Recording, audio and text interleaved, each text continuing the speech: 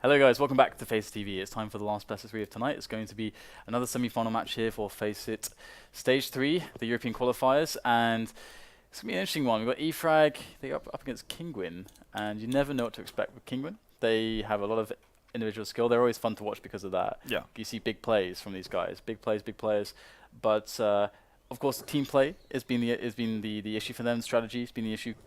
How does the calling work? Language issues. They've had a lot. They've been dealing with a lot of issues. So that's another interesting thing about watching them, as well as looking at eFrag. They're a team which is actually the opposite, the complete polar opposite, I suppose. Basically, a very tight-knitted core group that focuses on that's their bread and butter for team play. Yeah. It's really interesting, actually, and so it's going to be a cool match to Now watch. we're going to see which one prevails. Yep. Train, Mirage, and Cash is the series we are going to be witnessing. And, well, we had a 2-1 just now. It looked like it was going to be a 2-0, but we were surprised. I wonder how this one's going to go. Train, where would you start with Train? Train, I simply haven't seen enough of eFrag on Train to feel like I should be confident in them going in, and especially with Kinguin actually picking the map, I feel like that should be an indication of Kinguin being favored to take this. I actually have a really good feeling about eFrag on Train. I think when we were in Kiev, I seem to remember NKL talking about Train as if they were looking to Train as a map that they wanted to play. Yeah, like they wanted to play that they wanted to get themselves up together on, that they wanted to put a lot of focus on. So I think it might be a bit of a sleeper map for them. I could very well be, but that's the thing. Like they could very well have been practicing it. Obviously, that's very hard for us to know, and I would have assumed that because whenever we've spoken to NKL or Bubble or who it may be, on the team, they always say that we play every map. Like we want to be good on every map because we don't want to have any, glaring weaknesses. And exactly, that's the thing.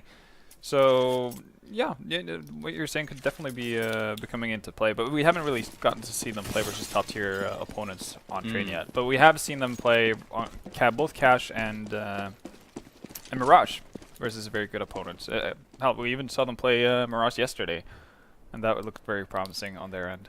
The cool thing for me as well is that with eFrag, they could very well have a very well-prepared Train, and I've got a feeling they might as we go into the pistol. But the last point I'll make about this is that a lot of the time they go on how they feel they're playing on a certain map against a certain team, and it's ended up on Dust 2 there a lot recently, so they may just never have gotten around to being in a position where it felt good to play Train, when Dust 2 felt so good. So much better, yeah. So that's also another interesting thing. Yeah, it's definitely, going with what you know instead of what you, risking it and going into something unknown. Well, this is certainly a good start. Victor kicks it off with a double, and Kinguin will finish off Michael Elliott. So Dennis on 1 HP is going to be finished off by Victor as well. He's got himself 3 kills. It's not a good start here for Kinguin, I've got to say. And well, we highlight it every time we see eFrag play. It's Victor and Dreamer are the 2 big profiles right there. But yesterday we saw Spy Leader and Bubble and NKL. But pretty much everyone on that team played very well versus Peter. Yeah. But right now it seems like it's business as usual for Victor and Dreamer. Okay, so now it's going to be a good start for eFrag's economy. But Kinguin, you would definitely expect a force buy out of them.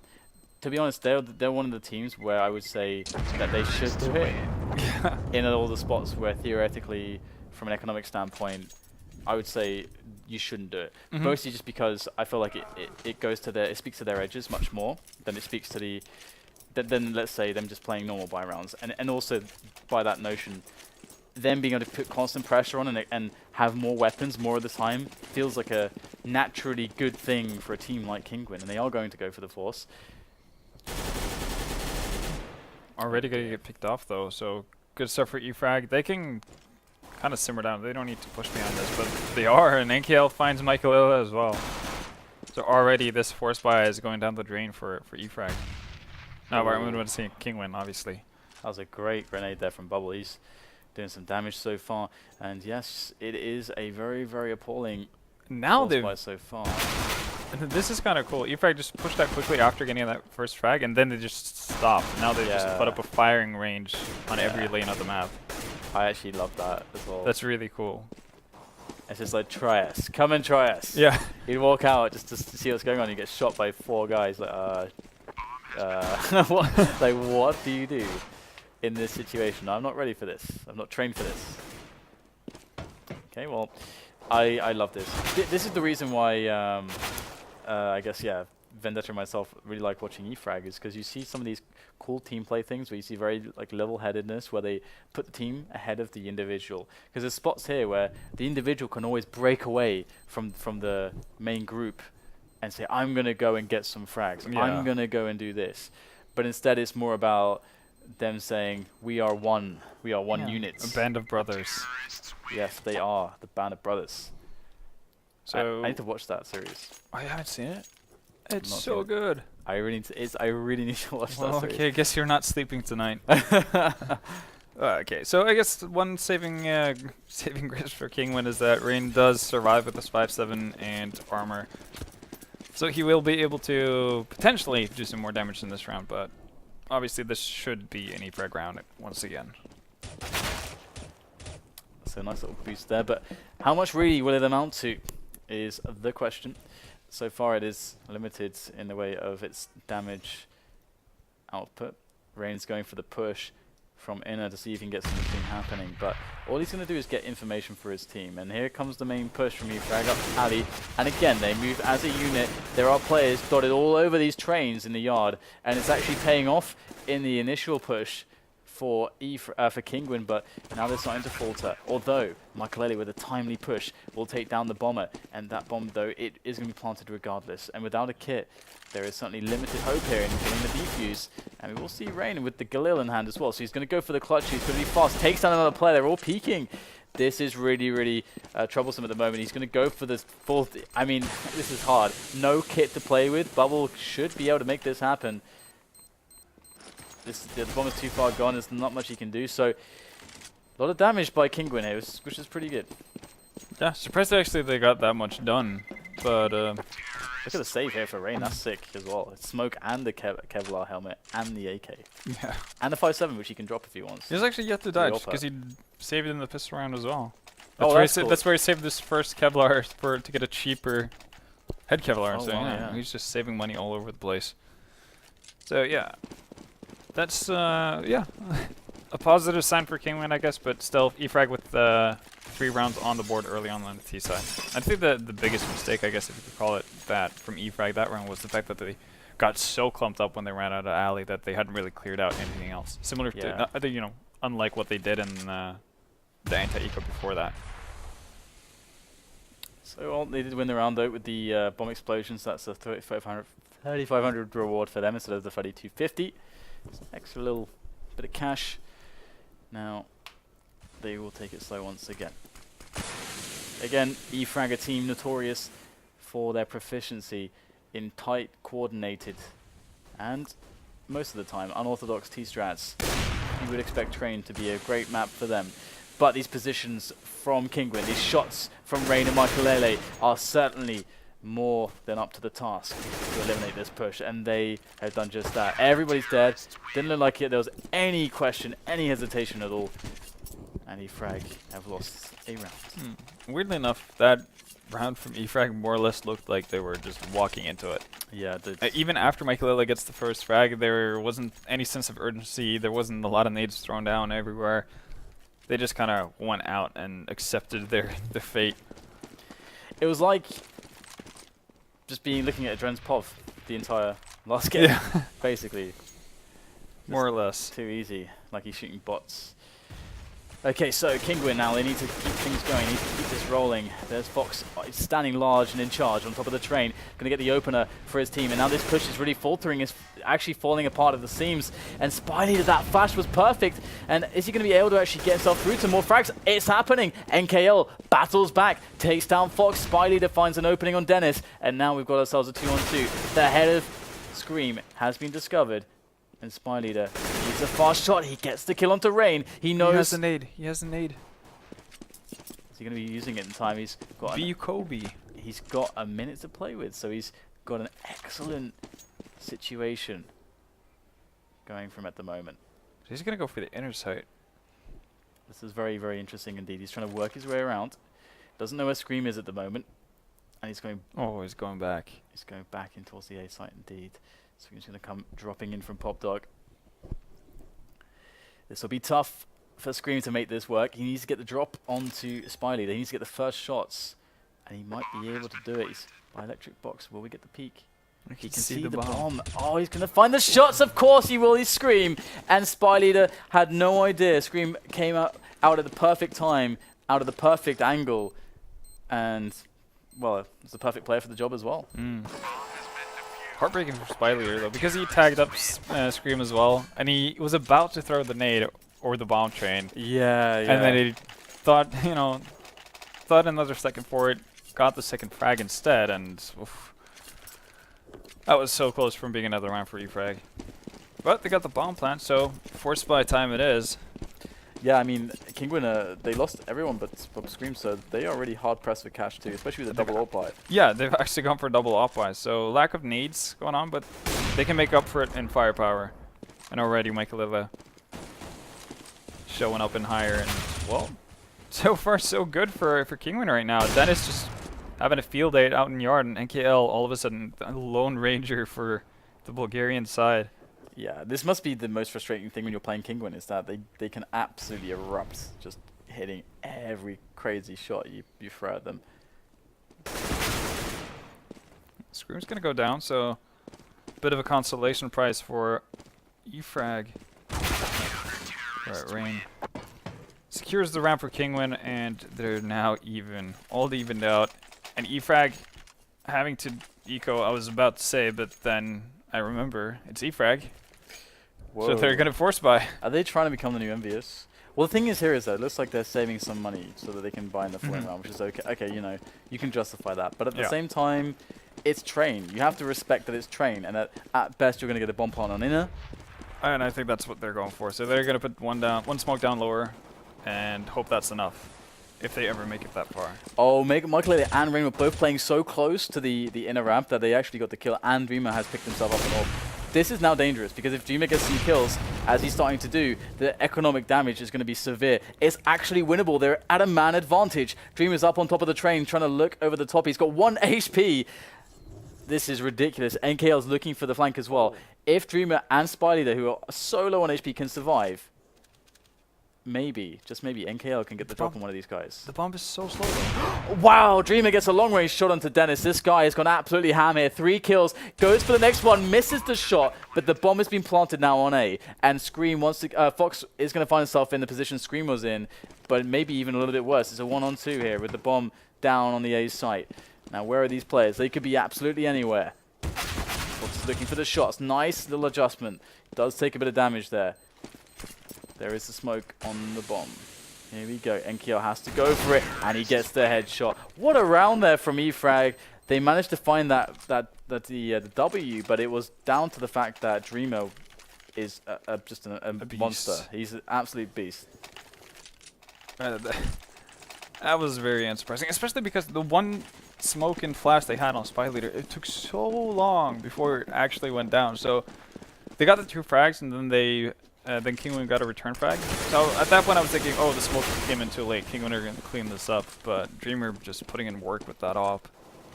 And Rain is lucky to be alive right now. Yeah, I could tell he's just swapping out his weapons as well. Yeah, we got some good early damage exchanges coming in from E-Frag's side of the camp. Now, Kinguin, of course, are in a horrible spot because if they lose this one, they spend everything. So if they lose this one, that'll be the second one in a row. So they're down to $1,900, which means that they need to eco. And then they get $2,500 if they lose then. So not even on the money to get orbs out. So yeah, exactly. And already E-Frag would be at 6 rounds at that point. Yeah, so yeah, it's a pretty interesting turning point. If, of course, Kinguin cannot hold this. Let's have a look and see if that's the case. We already have the cleaner coming up onto the bomb site. Nice stuff from Scream. He gets a nice kill, but he can't prolong it. He can't delay the inevitable, that plant from going down. There's only 2 flashes as well for Kinguin to retake the site. And Dreamer getting people through, you know, fading smokes is not going to help either. Yeah, he's pretty good at this game. Michael is going to go for it though. There goes the pop flash, goes down. Really nice moves there from Michael. He does get taken on, unfortunately. It's good effort, and Dennis can get a consolation kill. So good economic damage put upon EFrag, but as we mentioned, Kinguin do not have money to buy here. I'm pretty sure they'd full bought. Again, they should be on 1900 now. 1900 to 2500, depending on what was left in the bank. Yeah, they should be pretty poor, and you could say, yeah. Okay, so they actually had a little bit of money left in the bank. So Not enough to make any difference, unfortunately for them. Yeah. And even though EFrag lose a ton of members, bomb still goes off. They got plenty to to work with. So that should be pretty good for them. Yeah, it's going to be pretty nice to see if Kinguin can actually pull out some crazy kills here, because that's the stuff they're made of. They can turn rounds like this into anything. Ooh, that's a nice little chunk of damage onto Bubble there. Must have connected straight to the torso. So, EFrag going in with an aggression towards Inner. So Did they hear that? It's a good anti-eco play actually, going Inner. Yeah, especially that they're just they're not really having anyone go off as a stray person, so they always have the potential to to find trades, if the worst case scenario is to happen. Yeah, and we have the opener from Dreamer. Dreamer's really been keeping them in this one, I've got to say, keeping them in with the edges. They need to pull things together. And does it like Kinguin are thinking about saving potentially, or are they going to go? They don't have that much to save. They might just want to set up for exits. And Rain's going to find one with this 5-7. But the question is, I guess EFrag aren't that confident with their money situation where it is right now, to the point where they want to chase after Kinguin, because they know Kinguin are going to be able to buy up in this upcoming round anyway. So removing an AK from them is not going to do a whole lot. Yeah, yeah, that's very true. Well, actually, Rain has only managed to pick up a Mac-10 because that's what Spy Leader was running around with. Oh my then god. Then it's definitely no point in actually hunting for him. You see NKL's just sitting there on the bomb, he's just like, I'm just going to die. And he goes down. Interesting choice. Interesting choice by NKL.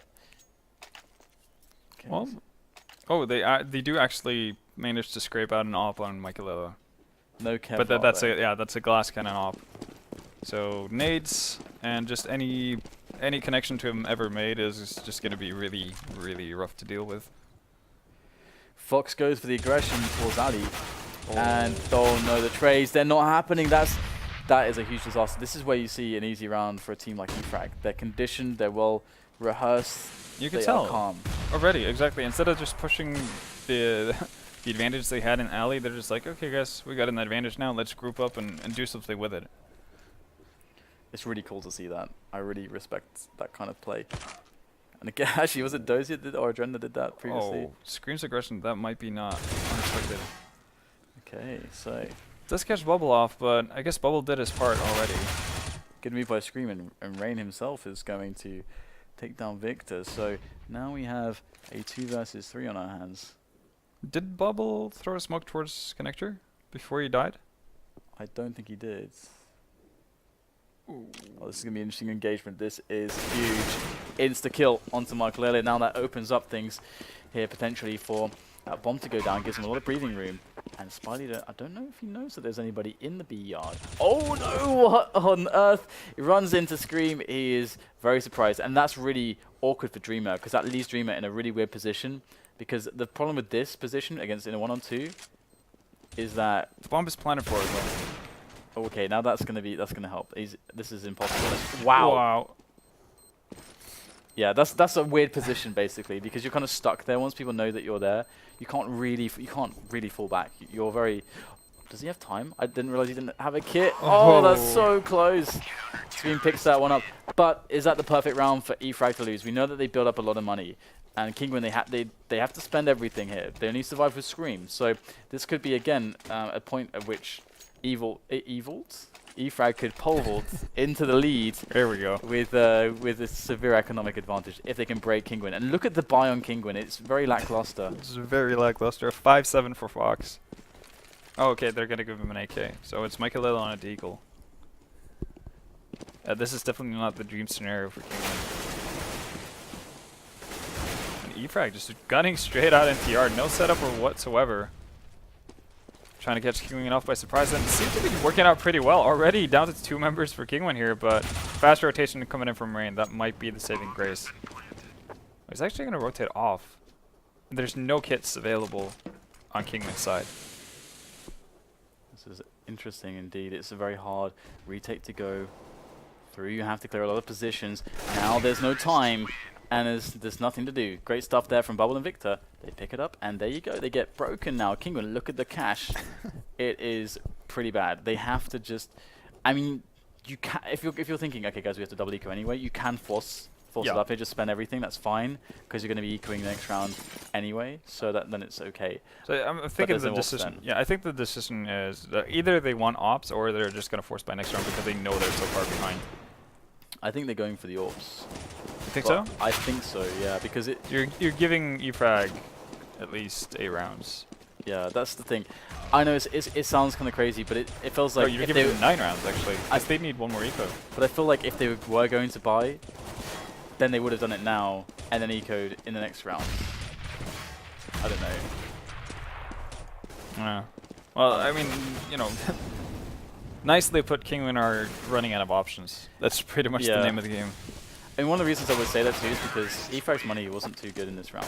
They had to spend close to everything, I think. So now they get, they're all around 2 to 3k. So it would have been a really nice round to potentially win. So now we can see their money here, and sure they can force it here, but if they do that, they're in a very unfavorable buy, and they have that situation where maybe they could keep getting just reset consistently, and it's really awkward to deal with. This is a really hard spot. I mean, yeah, at some point you kind of have to go off the deep end. You just have to take a leap of faith because you can't allow eFrag to get into double figures and that type of thing. And the crazy thing as well is that Kinguin are running into eFrag's Mirage, and if they lose this one, then we already saw yesterday how eFrag can handle teams on Mirage. They're pretty good there. So especially with what looked like a very improved CT side. Oh yeah, their CT side it was. We barely got to see anything of their. It was gangster. Yeah. So ghetto. No, we barely got to see anything of their T side, which is supposed to be their stronger side. So that's really scary. Interesting stuff. Okay, so got a bit of a pause going on as there was a reconnection, and Kinguin decided to go for the buy. It is a very marginal kind of call. You can, I think you can make an argument either way. You can play a higher risk game, say we want to get back in now.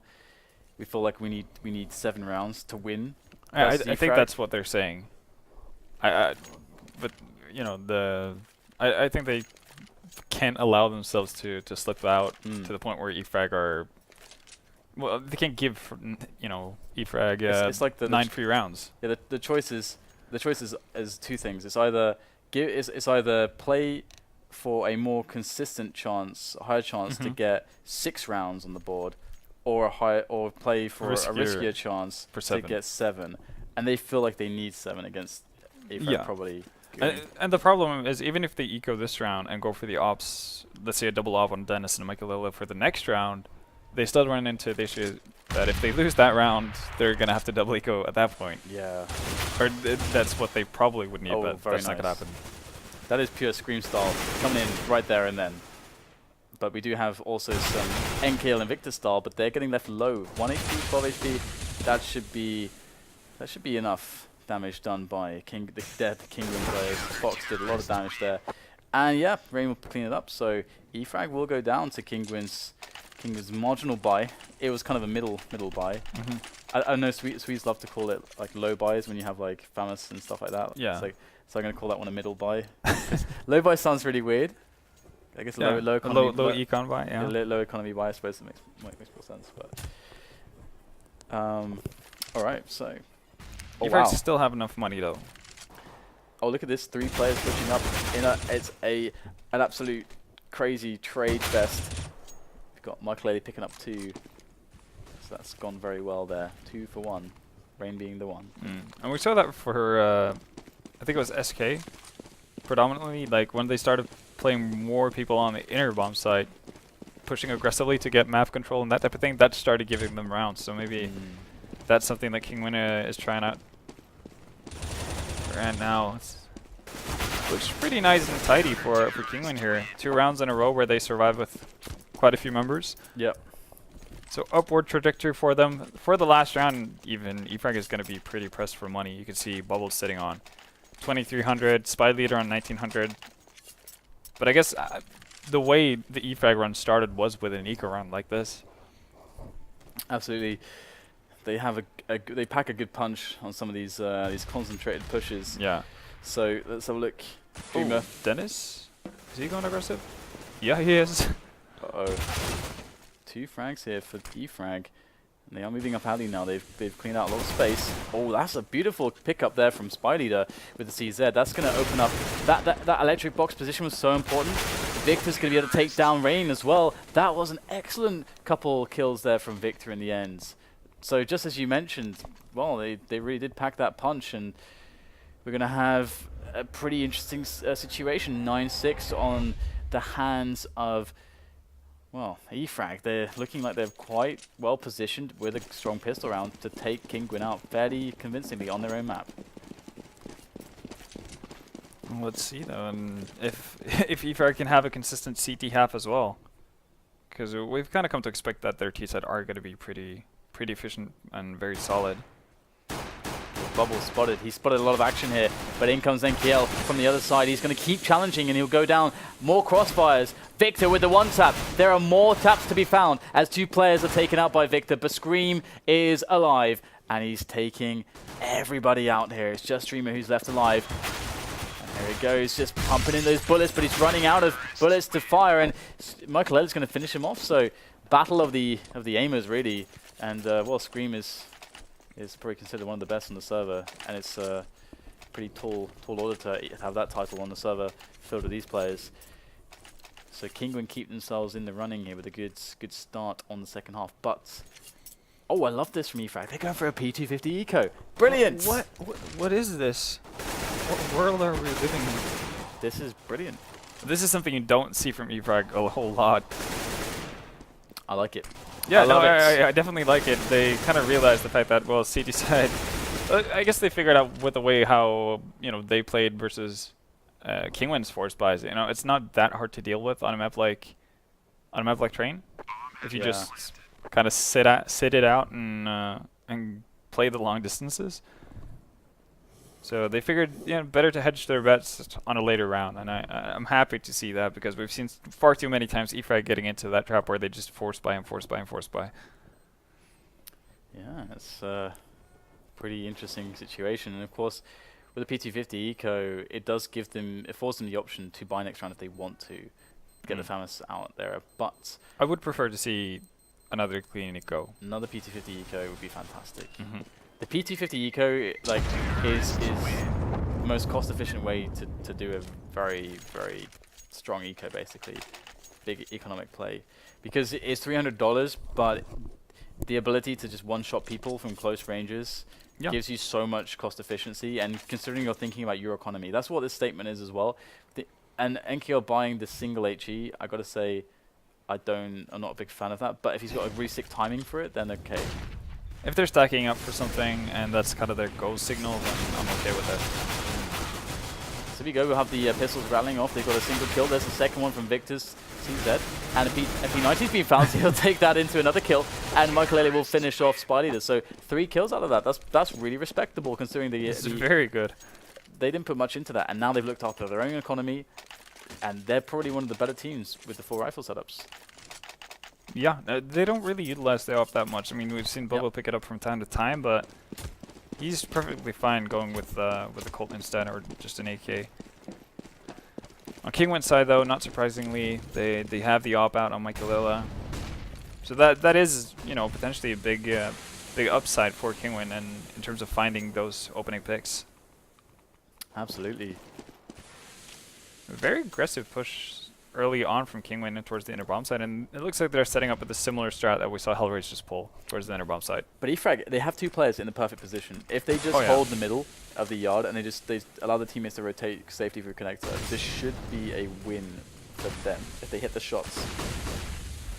Good position on Spy Leader. He's ready to receive this push. He's actually moved quite deep in. He's going to try to go take multiple players. I guess a double. There's more players to be found. Dennis will eliminate him, but Dreamer's going to take the Q to go straight through. And Victor in the chaos picks up one as well. Bubble comes in, and that was perfect there from E-Frag. That was a stunning hold.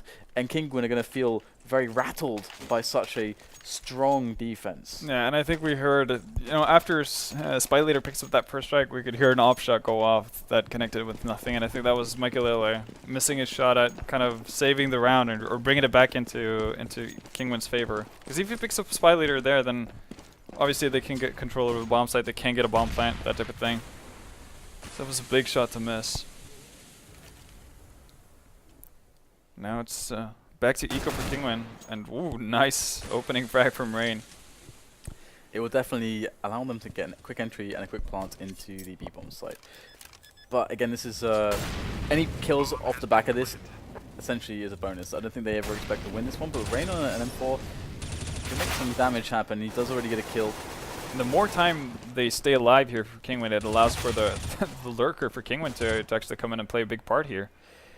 They can win this round now. As Dennis in that position is very dangerous indeed. And oh my goodness, Dennis will pick up the kill, and they know where he is. That was a very brave thing to go for. Is he going to knife? What is going on? Oh, oh no! Oh no! What? This is. I don't. What? Oh god. Oh boy. How do you commentate that? Please explain. There's not much to explain right there. That's. That's such a weird situation. Because he didn't. I'm sure he had ample time to reload, but I guess he's the only player left alive, so he's like, I can't reload here. Yeah, because he feels, or like if he thinks the EFRAG player, I think it was NKL, has actually committed to the defuse, he just needs to clear him out as quickly as possible. So that 1.5 second you spend on reloading, that's way too much time to give up. Yeah, that's a good point. It's kind of a weird situation, but looked kind of nuts. So Spy Leader, you can see him here supporting his teammates on the upper side, but it's not really about him. It's about Victor, and who is with Victor at the moment, just pushing white walls. The toilets, they're gonna actually clear out. I think it's top Victor of and Pop Dreamer, Dog. yeah. That is ridiculous. No, no way. He's gonna spot one player for free. Dennis goes down. He never knew what hit him, and now Kinguin are scrambling because their entire play has been discovered, and it's looking like EFRAG are trying to foil it straight away. But here it is, Bubble going for the defense. The spray. Oh, last bullet. Last bullet. And that's the end. That's the bomb as well.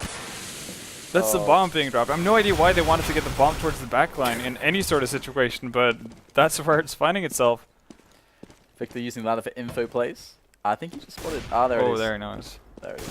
Info has been gathered, but Michael Ele, he is quite a monster with the flicks and the clutches. So let's have a look and see if he can pull this one out of the bag. Going to go through, jumping out the smoke with that AWP in hand. Victor's going to follow him, and he's going to get the flick, and he might just decide to pick up the AWP. In fact, he decides not to, and this is very classic of EFRAG, because that's a spot that most teams will be like, sure, this is a cool opportunity to AWP. We didn't spend the money to do it, so why not grab an AWP? But they feel so confident in just playing it out with rifles, and it's one of the very few. I can't actually, off the top of my head, can't think of any team that prefers playing without ops. Or at least maybe one op. sometimes Virtus Pro.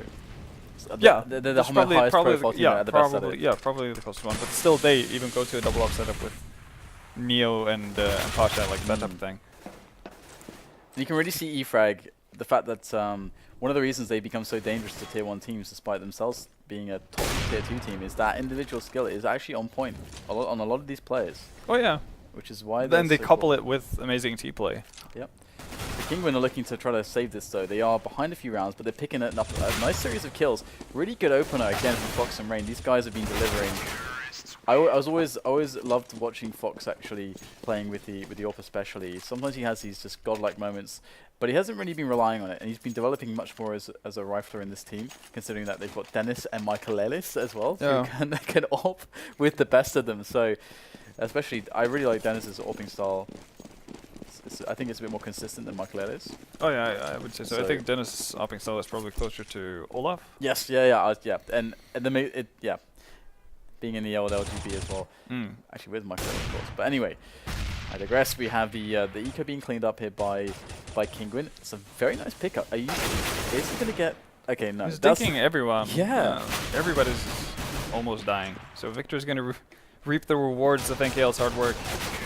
Yeah, very scary stuff there, and you can see Fox just pretty much hightailing it out of there, being like, guys, can you just deal with this for me, please? I'm very low. Finish this off.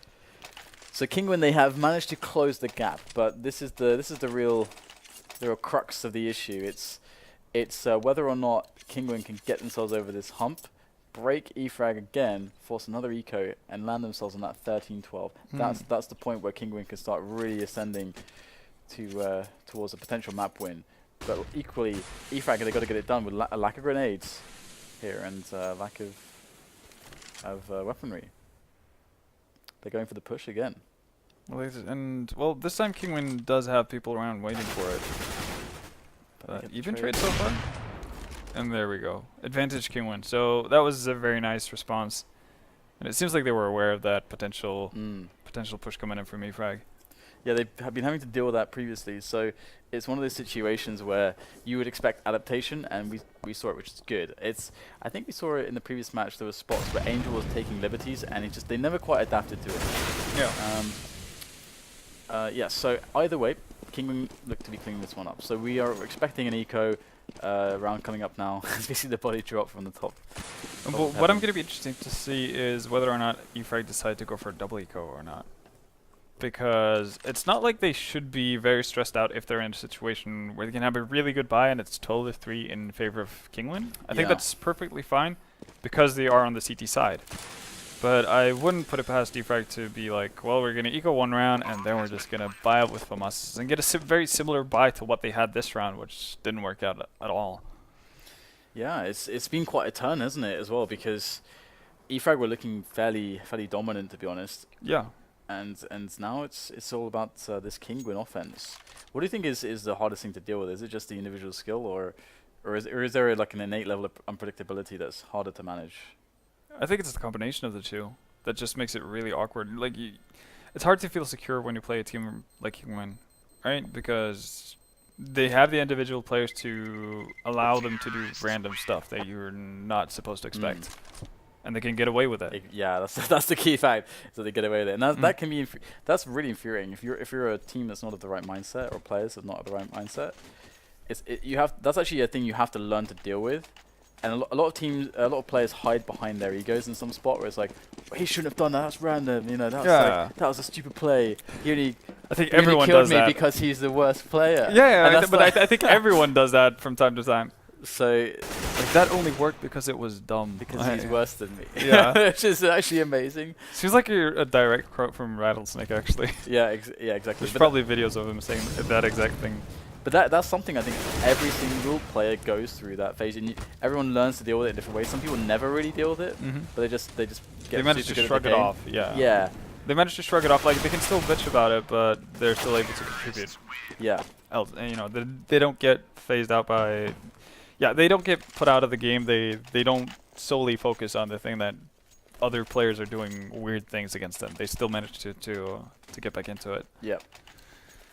Right now, well, it's gonna be the buy. It's not the greatest buy on EFrag's end, but they do have, I guess, the most essential nades that they need. They have a ton of smokes, 2 mollies, and a couple of flashes, so it should be enough to bolster up a decent defense.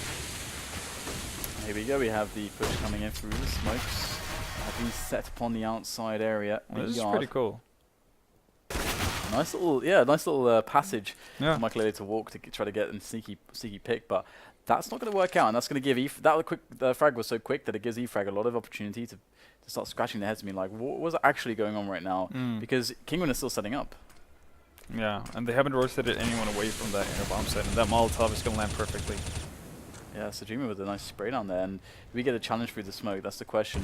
Or yeah, they leave it to Fox, who's on high. And fantastic little double there from Fox. He's very quick to the trigger, and that's going to even things up. 3 versus 3. But NKL straight out of the connector. Again, this is always the issue. The CTs, when they fly at the connector, they only have to just look at one area, which is the bomb site, more or less. And NKL's going to clean up both players, leaving Fox alone. And he's going to get naded, so like 900 nades coming in there. There's a really nice round from Fox, but it just was not enough. He was the only guy to actually contribute frags to that round. But there you see the issue, you know, and we talked about this when we saw Train being played versus SK and Hellraisers as well. The fact that if you're not able to gain control over the inner bomb site, you just get bogged in, and it's so easy for the CDs to pick up speed and just roll over you, because you have to watch so many angles from really poor positions. Yeah. That it's nearly impossible to deal with. The odds definitely drop significantly if you don't get connector control, and it's so hard to do that sometimes. And some teams I think get put into the full sense of security. Oh, get the bomb down, guys. Oh, the random spray from Spy Leader. God, that is really hard to deal with.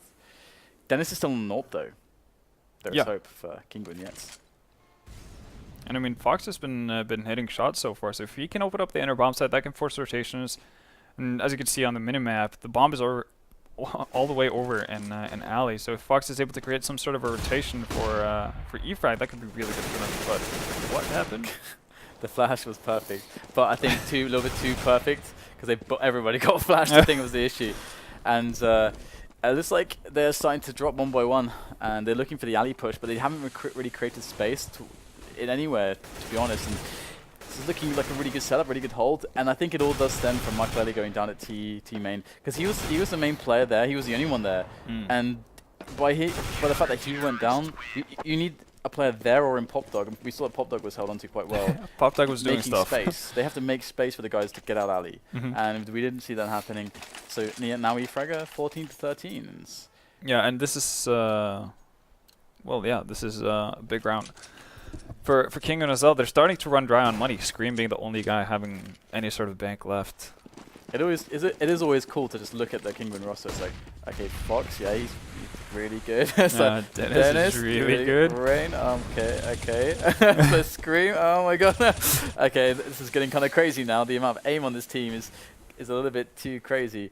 But at the same time, E-Frag, they are looking pretty solid at the moment. Another push coming down Pop Dog. This time we get a better result for Kinguin. We get the trade, which is good. Yeah.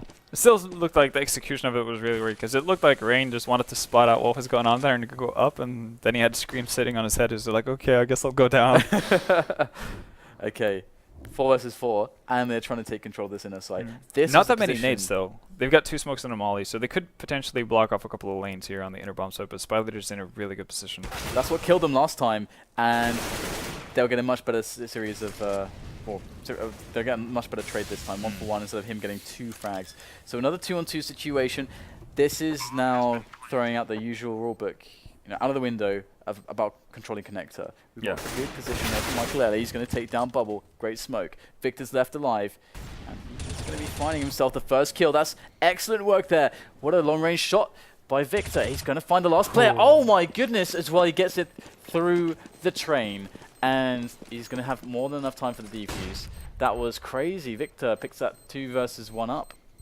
And he is going to find himself match point for his team. E-Frag have really swung this one back. Yeah, and good for Kinguin, though. Getting the bomb plant down, that means that they can actually get quite a few weapons. You can see Scream dropping 2 AKs. So they're going to get a decent buy. But if you look at E-Frag's side, they have every nade in the book. Yeah. At least every nade that matters, because decoys are dumb. They are, though. Man, why be hating decoys? God, why could be hating? Stop hating. I'm a hater. I've been drinking haterade. Okay, so it's just a pretty slow round at the moment, but it looks like Kinguin are putting their setup in for that split onto A. They've got 2 players in alley, 2. This time it's Dennis to kind of just walk out, and the passage that they've created for themselves. He's, not going to find a frag either. Yeah, this is looking better and better for E-Frag here, as we have just 3 players left for Kinguin, and they are falling pretty fast. They're trying to get onto the bomb site, but there's been so much damage done at this point. It's very, very hard. Fox has got so much to do. Great little spot there onto Victor, and he goes for the shots onto the following players on the site. Now Dreamer's in a clutch situation. He's picked up the Molotov kill onto the Scream. He's in a 1-on-1 against Fox, who's trying to get that bomb planted, but he doesn't have the bomb. And Dreamer, I think, is aware of that. How is the bomb that far away? It's kind of crazy, I know. This is similar to what... Oh my god. It doesn't really matter, but... Execution style. Yeah. Wow. Impressive from E-Frag. Yeah, that's really... I was really worried about their position. Their position was really awkward. They had a very crazily horrible, just generally horrendous position on the money, where they had to get a bunch of FAMAS out, and they had to more or less let Kinguin take the lead, almost into winning the map, but then they somehow brought it back together again. It's with a lot of crazy smoke kills, just really hot defenses from Spy Leader on the B, on the inner site, and so on. So yeah, and some clutches as well that we saw coming in from Victor, that 1-on-2. So they were really clutch to actually win that map. Yeah, and I guess it follows the trends that SK started, picking up your opponent's map at the at the beginning of the game. So now going into Mirage, I'm really scared for Kinguin, but we saw Hellraise just turn it around. So I guess we shouldn't count Kinguin out either. Yeah, Kinguin is obviously very scary. No matter what you're doing, they're going to be scary. Again, we just go through the list of players. It's just always very scary. It's like when Simple was on Flipside. You're playing against Flipside. Okay, it's Flipside. Maybe you can't speak so much for the team, but some of the players on that team will just completely just win rounds by themselves. So always got to be very careful about that. So close one, as you can see, 16-13. We are going to go to the second map, but first we'll take a quick break and then we'll be back with Mirage.